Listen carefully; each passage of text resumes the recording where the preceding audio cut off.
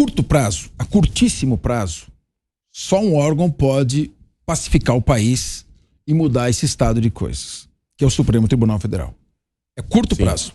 Justamente esse órgão que nós estamos aqui criticando é ele que teria o poder para garantir um pouco mais de segurança jurídica, previsibilidade e permitir que haja investimentos no país e geração de emprego para quem precisa. Não existe um diálogo dentro do Senado. É uma casa que o Supremo tem que respeitar, até por necessidade. O presidente da casa, Rodrigo Pacheco, é um jurista, grande criminalista. Não haveria uma possibilidade de estabelecer um diálogo, ao menos com uma ala garantista do Supremo Tribunal Federal, que possa estar vendo um excesso nessas prisões, nesse protagonismo, eu diria, nessa alteração do conceito de Corte Constitucional, em prejuízo da imagem do Supremo, de maneira quase irrecuperável. Existe um movimento nesse sentido, se não for de confronto, o ideal que seria de um diálogo, para que eles ao menos começassem fazendo um gesto, aplicando o Código de Processo Penal, cumprindo o que está escrito no artigo 319 e soltando as pessoas que não têm periculosidade, estão presas até agora com base em denúncias coletivas que não individualizam o comportamento. Olha, eu vejo, sinceramente, um movimento do presidente da casa tentando fazer esse diálogo. A gente percebe isso. Hoje, no meu modo de entender, a justiça é um homem só, né, que os outros dão guarida. Esse inquérito 4781 é uma vergonha. É o do fim do mundo? É o que dito por ministro do Supremo. Sim, o ministro Marco Inquérito do fim do mundo. Ele não tem fim.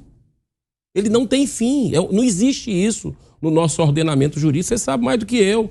É o mesmo que julga, é o que vai lá fazer, que é a vítima, que é o delegado da história. Ou seja...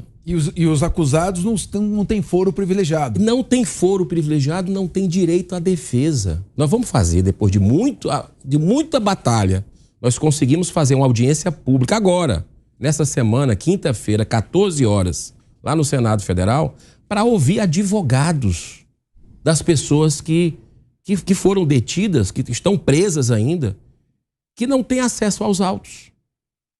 Que não tem olha, uma imagem que chocou o Brasil esse final de semana, não sei se vocês chegaram a ver, foi de duas crianças, uma de 8, outra de 3, que foram receber a mãe, que passou 6 meses presa, e o pai junto, preso, por causa dos atos do dia 8 de janeiro. Quero deixar muito claro, quem errou, quem foi lá depredar, seja de direita, de esquerda, infiltrado, a gente está na CPMI para buscar isso, quem deve ter a conduta individualizada e ser punido rigorosamente, para que nunca mais isso aconteça. Na medida de sua culpa. Claro, mas teve gente, a gente sabe, que entrou na manada, é aquele efeito do Maria vai com as outras, que estava lá na curiosidade, entraram no Arapuca, né? E chegaram lá e foram bater selfie e tal.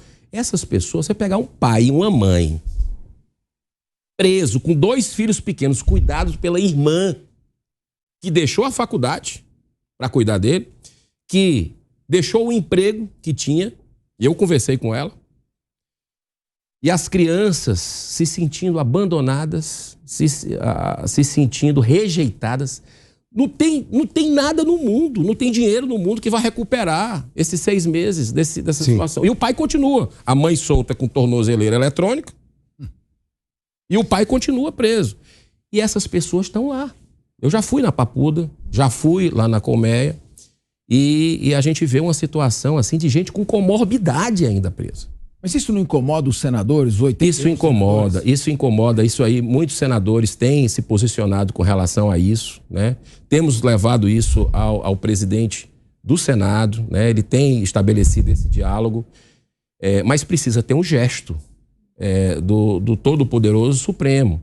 Hoje mesmo, por exemplo, um coronel da PM, que é o Naime, que foi na CPMI e convenceu a todo mundo ali. Eu acho que não teve parlamentar de direita, de esquerda, que não se convenceu que ele estava na folga dele, foi lá como chamado à missão, foi chamado. E ele foi, enfrentou, levou uma bordoada aqui, teve que ir para fazer curativo e tudo. E o cara continua preso sem ver a família dele. Quer dizer, sem nenhum tipo de defesa. Os advogados, eu perguntei, os senhores tiveram acesso? Não tivemos acesso aos autos. Isso é uma caçada às bruxas, é uma coisa assim surreal.